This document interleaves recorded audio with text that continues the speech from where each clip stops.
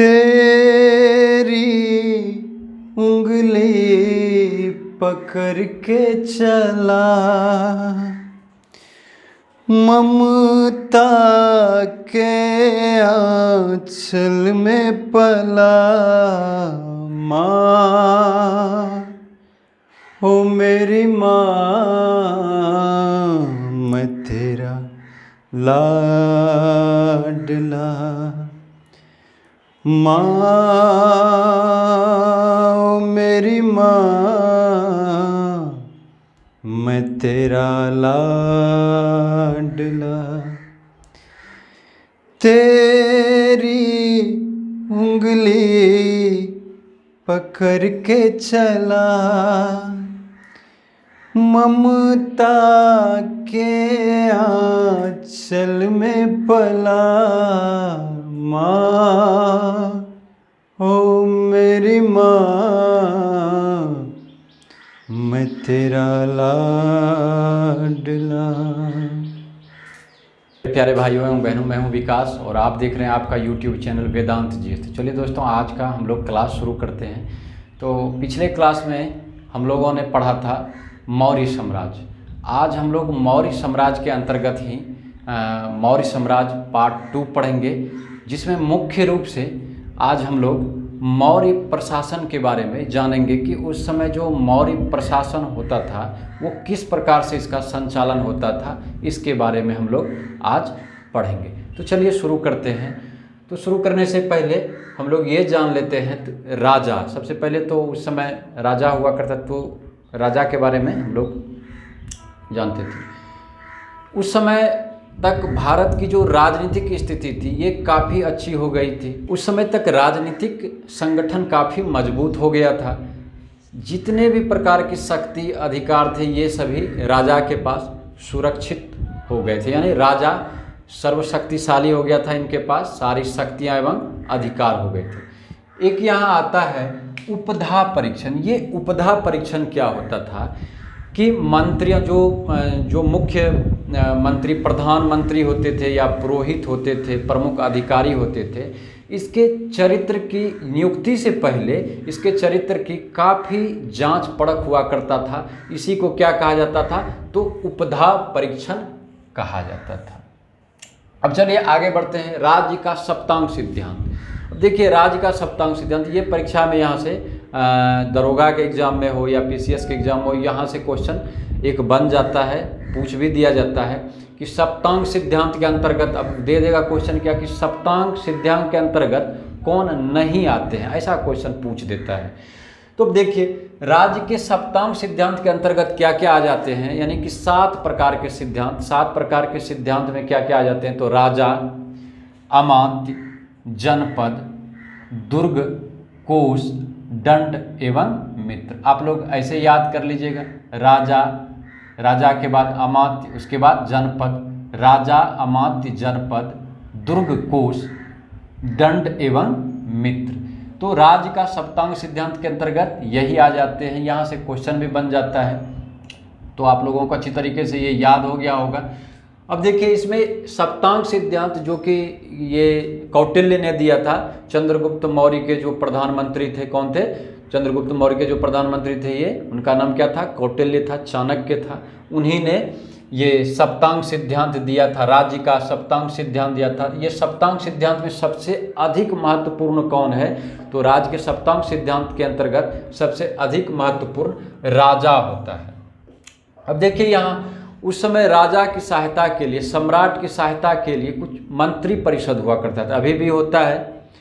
तो ये मंत्री परिषद कितने की संख्या में हुआ करता? तो 12, 16 तथा 20 के संख्या में ये मंत्री परिषद हुआ करता था, जो कि सम्राट का, राजा का सहायता करता था। उसे हम लोग क्या कहते हैं? मंत्री परिषद। ये याद रखिएगा। अब देखिए, यहाँ से एक आ जाता है तीर्थ। कई बार एग्जाम में यहाँ से पूछा जाता है कि उस समय जो प्रमुख अधिकारी थे, जो शीर्षस्थ, यानी शीर्षस्थ का मतलब क्या है? सबसे ऊपर के जो अधिकारी, जो उच्च अधिकारी थे, उसे क्या कहा जाता था? तो शीर्षस्थ अधिकारी के लिए शब्द आया है तीर्थ। इसकी संख्या कुल मिलाकर कितना हुआ करता था? तो इसकी संख्या कुल मिलाकर 18 हुआ करता था। अब हमने दोस्तों यहाँ देखिए कुछ महत्वपूर्ण अधिकारी और जो इनके विभाग थे इसके बारे में हमने यहाँ लिख दिया है। एग्जाम में यहाँ से कभी कभी बिल्कुल पूछ दिया जाता है। जैसे कि देखिए समाहर्ता, समाहर्ता का क्या काम था, समाहर्ता जो अधिकारी थे इसका मुख्य विभाग क्या था। तो जो समाहर्ता होते थे ये राजस्व विभाग के प्रधान होते थे। कहने का मतलब आय व्यय का लेखा जोखा, बजट तैयार करना, ये सभी कार्य जो थे ये समाहर्ता के हाथ में हुआ करता था। राजस्व विभाग के प्रधान को क्या कहा जाता था, तो समाहर्ता हुआ करता था। अब देखिए यहाँ आता है सन्निधाता। ये सन्निधाता क्या होता था, तो सन्निधाता जो राजकीय कोष होता था, ये सन्निधाता देखिए, सन्निधाता क्या होता था, ये राजकीय कोष का अधिकारी होता था।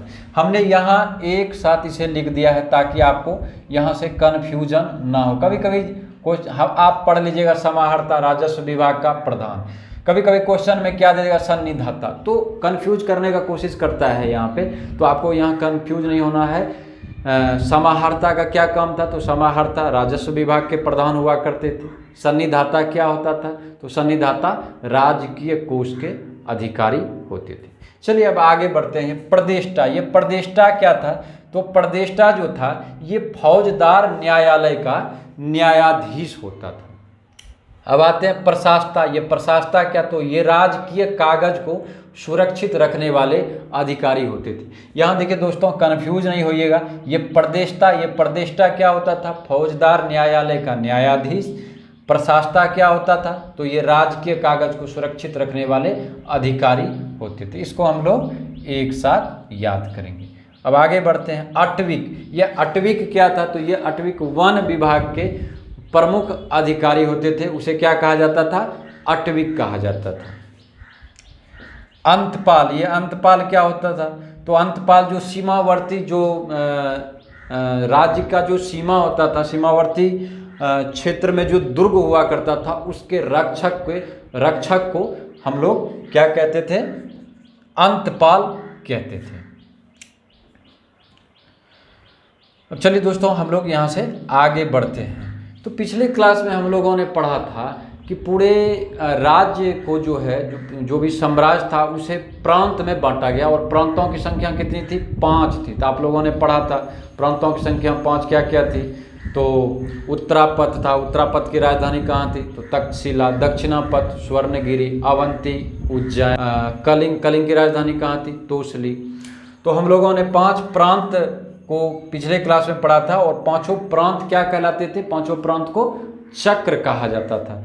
तो अब चलिए आगे हम लोग बढ़ते हैं कि जो प्रांत का जो प्रशासक होता था इसको क्या कहते थे, तो प्रांत का जो प्रशासक होता था इसको कुमार कहा जाता था। और ये कुमार जो होते थे, जो प्रांत के जो प्रशासक होते थे, यानी राजघराने से ही इनका संबंध होता था, राज परिवार का ही कोई व्यक्ति ये अधिकारी हुआ करते थे। अब चलिए मंडल के प्रशासक को क्या कहा जाता था, तो मंडल के प्रशासक को प्रादेशिक कहा जाता था।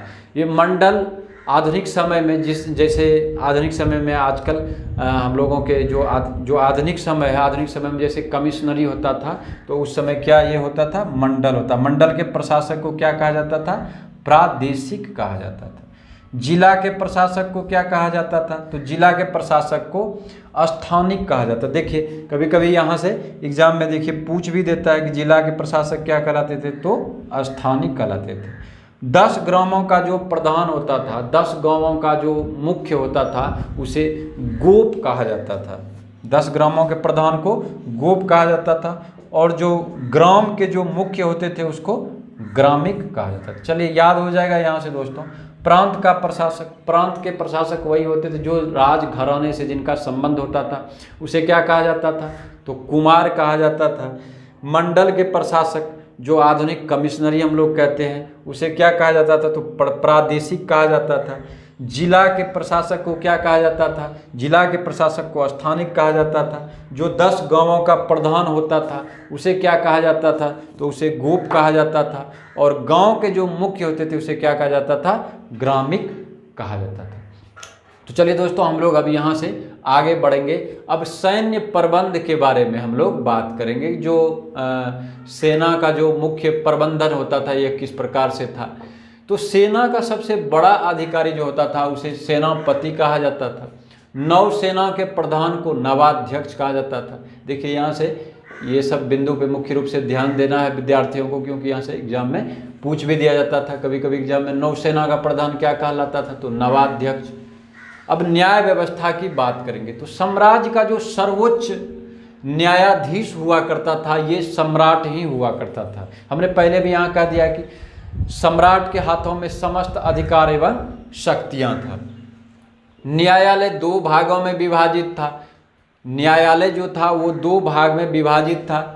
देखिए, एक पहला धर्मस्थीय न्यायालय। ये धर्मस्थीय न्यायालय क्या था, तो ये दीवानी न्यायालय के तरह ये धर्मस्थीय न्यायालय जो था ये कार्य करता था। अब दीवानी न्यायालय में क्या क्या कार्य, इसमें क्या क्या विषय आता है, तो इसके अंतर्गत किसी को मान लीजिए मानहानि हो गया है या कुवचन कह दिया, तो ये ऐसे ऐसे केस जो है ये धर्मस्थीय न्यायालय में आते थे। दूसरा कंटन शोधन न्यायालय। ये कंटन शोधन न्यायालय जो था ये फौजदारी न्यायालय के तरह हुआ करता था। इसमें कौन कौन सा केस आता था, मान लीजिए लूट हो गया है, डाका हो गया या किसी की हत्या कर दी गई है, तो ये सब मामला जो है ये कंटन शोधन न्यायालय में आता था। नगर न्यायाधीश को व्यवहारिक कहा जाता था।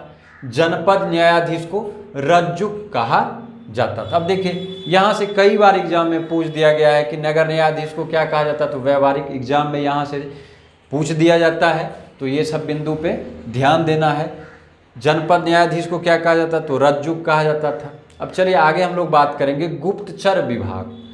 तो उस समय जो गुप्तचर विभाग था वो महामात्य सर्प नामक अमात्य के अधीन था। यानी गुप्तचर विभाग जो था वो महामात्य सर्प नामक जो व्यक्ति था, जो अमात्य थे, उसके अधीन था। अब ये गुप्तचर को क्या कहा जाता था उस समय, तो गुप्तचर को गूढ़ पुरुष कहा जाता था। और ये गुप्तचर विभाग 2 प्रकार के होते थे, संस्था तथा संचार। गुप्तचर विभाग 2 प्रकार के होते थे, संस्था, इसे 2 प्रकार में संस्था तथा संचार। अब संस्था का क्या काम था, अब देखिए जो गुप्तचर एक ही स्थान पर रहकर कार्य करते थे उसको क्या कहा जाता था, तो संस्था कहा जाता था। संचार, भ्रमण करके काम करने वाले गुप्तचर को, मान लीजिए अभी यहाँ है फिर कहीं दूसरे जगह चला गया, तो संचार यानी वो भ्रमण करते हुए पता करते थे। तो भ्रमण करने वाले भ्रमण करते हुए कार्य जो करता था उसे क्या कहा जाता था, तो उसे संचार कहा जाता था।